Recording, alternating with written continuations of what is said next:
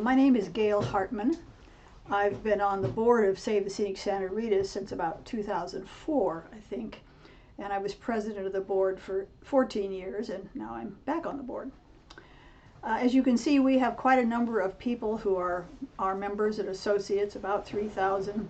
We're basically a volunteer group. We were formed in 1996 because we've been very concerned about industrial mining in the northern Santa Ritas. And now, finally, we have one paid full-time staff. So who is Hudbay? They are a Canadian-based mining company based in Toronto.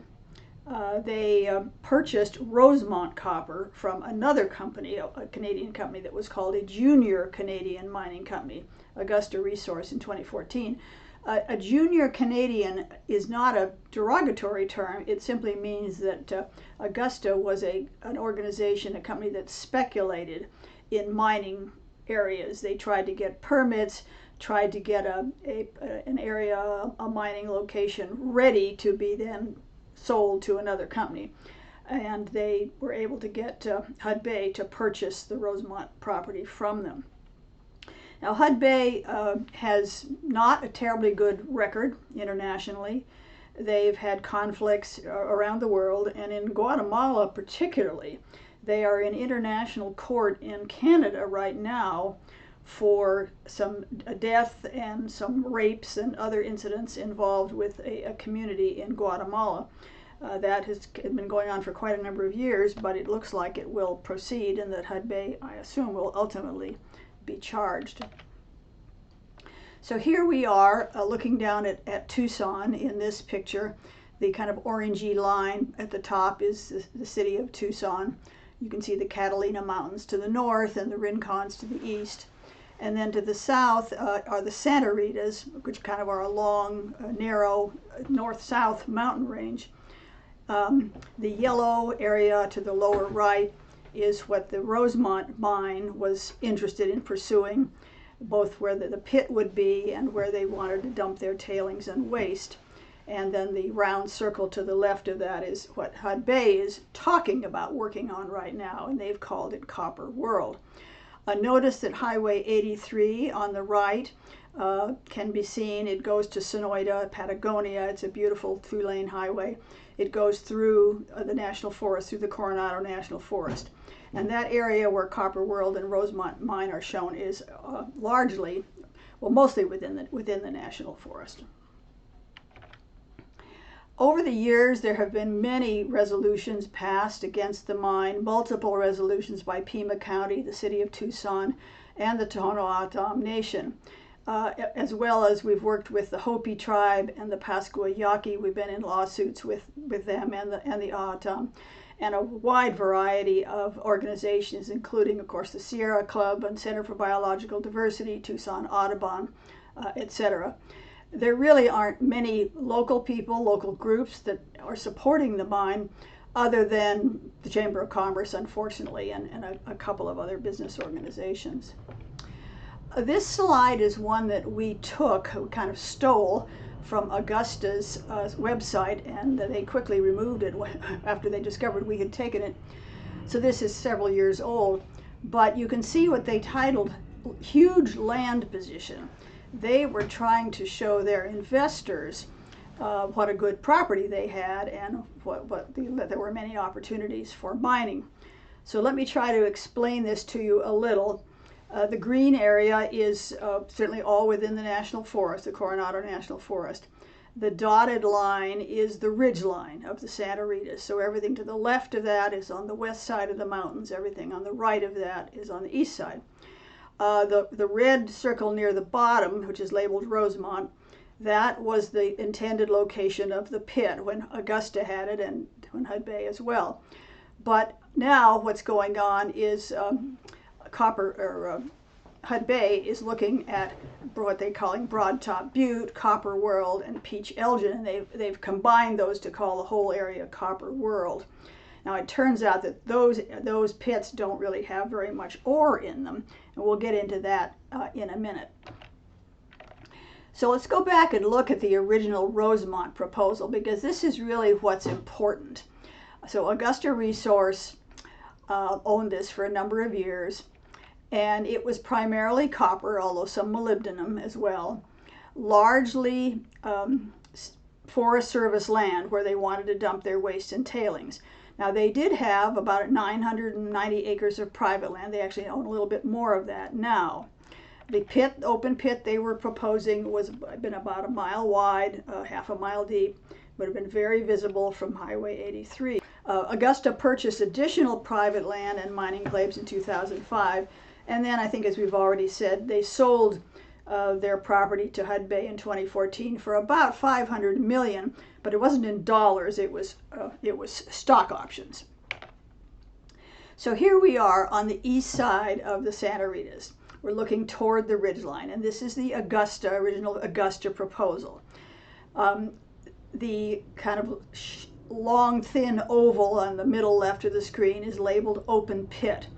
Now, it would not be just a shallow line the way it shows there. It would be very deep. It would go almost up to the ridge line, and as I said before, be a mile wide and half a mile deep. So it would go down well below the water table and have a lot of impacts regarding water and other issues. The plant site, you can see where that arrow is, and then in the front of the picture, the center of the picture, the perimeter buttress, everything on the other side of that would be waste and tailings, and they would be 700 to 800 feet high, filling up this whole picture. Now here we have put the proposed mine on the city of Tucson, just to give you an idea of its scale. So at the top of the screen is Glen, the bottom of the screen is 22nd Street, to the left or west of the pit is I-10, the Santa Cruz River, and then to the right end of the tailings is Tucson Boulevard. And then in the center of the picture would be where their structures would be. So you can see this would be a sizable operation. Again, and this picture was taken from the Arizona Daily Star several years ago.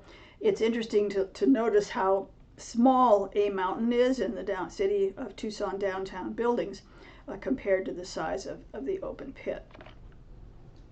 Now in May of 2022, the local district court, Judge Soto, ruled that the Forest Service could not let Hudbay dump its tailings and waste on Forest Service land, any old place. And this was a big change and a big shock to the mining communities. So what did Hudbay do? They moved over to the west side of the mountain, or at least that's what they're making it look like they're doing. Now, why did they do that? There's less valuable ore, but Hudbay hopes to dump its waste on private land rather than on the Coronado National Forest. So they have been buying up more small parcels from private owners, people who just were hoping to have retirement homes on that land. And now they are also looking to try to acquire a couple of state trust parcels to give them more access to their own private land. They also bought a ranch on the old ranch on the west side of the mountains. Now this picture is a little complicated, but it, I think, helps give an idea of what Hudbay would like to do. So let me explain it a bit. The blue area in the center left of the screen is the Santa Rita Experimental Range. That is owned by the state of Arizona, managed by the university, and it's been a research land for grazing since the early 1900s. Santa Rita Road runs diagonally through the picture.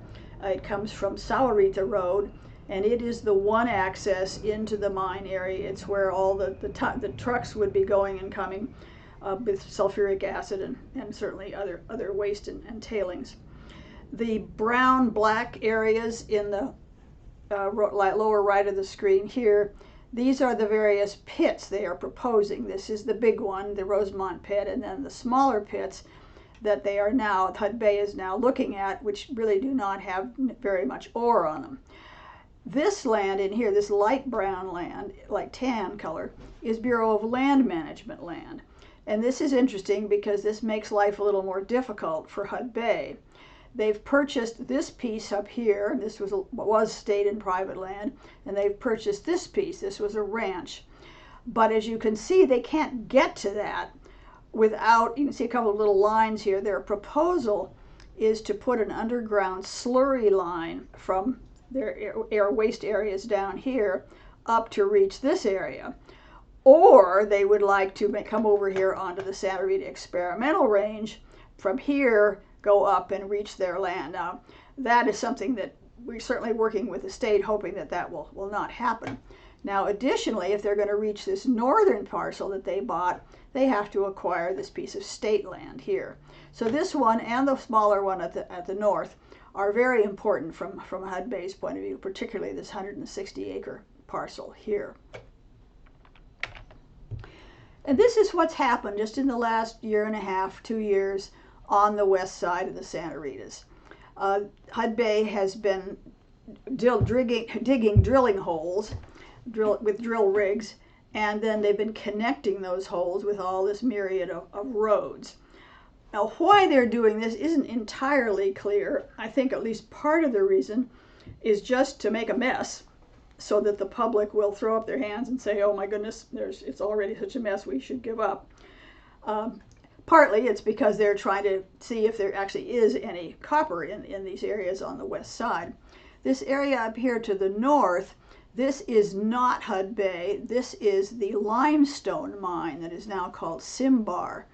And they're unrelated, although they do work together a certain amount. This one is more of an aesthetic issue than anything else, and it has been growing in recent years, unfortunately.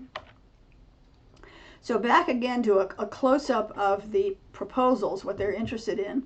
The state trust parcels, 160 acres and 40 acres, I think that's right. And come down here again, the Rosemont pit, which is the big one, and then the Copper World, Broad Top Butte, etc. up in here. Now, what we understand is that the copper in these pits is shallow. It doesn't go down beyond 500 feet, and below that is igneous rock that has no ore in it at all. And that's just from information that they have released. So why they're interested in this is not, as I said, not totally clear, except that they need to be doing something while they're trying to figure out how to access the Rosemont pit. I think one of their theories is if they excavate these, get the ore out of them, dump that ore up here on their parcels, then they would have a place to take they would be able to take the ore out of the Rosemont pit without going over here on Forest Service land. Now, there would be a lot of impacts from this mine, and the most important, as we all know, is water. They would be using a great deal of water, the equivalent of about 41,000 homes use a year in Tucson. There's also a lot of concern about dust and blowing toxics. There would be a lot of heavy metals in what they are excavating. And then they are planning to have a sulfuric acid plant, and they would be trucking sulfuric acid on the road. So that's dangerous from a whole variety of points of view. Obviously, scenic views would be marred. There would be a lot of wildlife loss. Real estate would be lowered, and this would be a real concern to people who live nearby, as well as other obvious losses to tourism and recreation and open space, etc. Now, over the years, we do not have a very good law in place to deal with groundwater pumping. The first groundwater law was passed in 1980. But to get it passed, the agreement had to be that mines would be exempt. In other words, they can drill as deep as they want and they can pump as much as they want. They do have to get a permit, but it's what we call a must-issue permit. And that is clearly a problem with mines being able to do what they can do, and with the fact that groundwater is becoming much more of a valuable commodity in the state. As I said earlier, this mine would use 4 billion gallons, enough for about 41,000 households, and that is equivalent to a subsidy in water worth $313 million. Now, Hudbay likes to say, of course, that they would be a positive economic benefit to the community, but what we have learned over the years is that benefit would be very, very small in comparison to the impacts that they would have. And for instance, the jobs would be less than 0.3% of total employment in Pima and Santa Cruz County, and the projected wages and salaries would be about 0.1%. So this is not going to be any kind of a boon to the local economy. So finally, this is what the Santa Ritas look like now, and we would really like them to stay that way. We think it's far better for nearly everybody in the community for these mountains to remain as the iconic landscape that they are. Chuy-Duog, or Long Mountain, to the Tohono O'odham. And we do not want them to look like this. So we have borrowed this phrase from the O'odham: we take care of the land and the land takes care of us. We think that's an important message that we should all be taking to heart. Thank you very much.